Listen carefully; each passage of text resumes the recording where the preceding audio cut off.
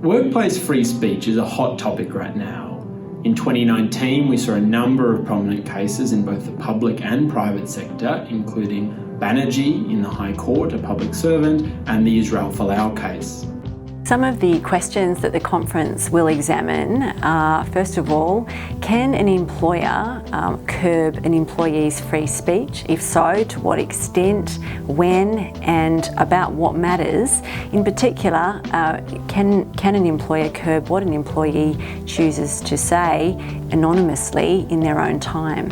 Connected to that, is there a difference in the answer to that question depending upon whether an employer is a private sector employer or a public sector employer?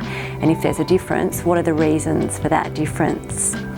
The question of free speech at work has become a critical issue in the labour market in recent decades, particularly in Australia, as employers have increasingly used the employment contract in a draconian way that restricts important human rights for employees.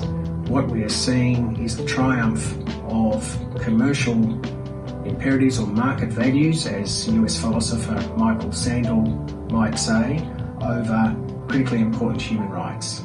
Another topic we'll be looking at is what avenues of redress do employees have if they find themselves impacted adversely in their work or indeed out of work altogether because of opinions that they chose to express on, say, social media.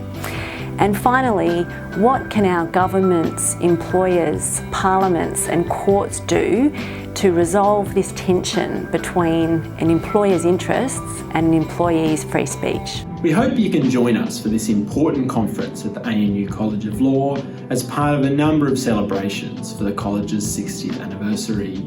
Click on the link to find out more about the conference, speakers, and to register now.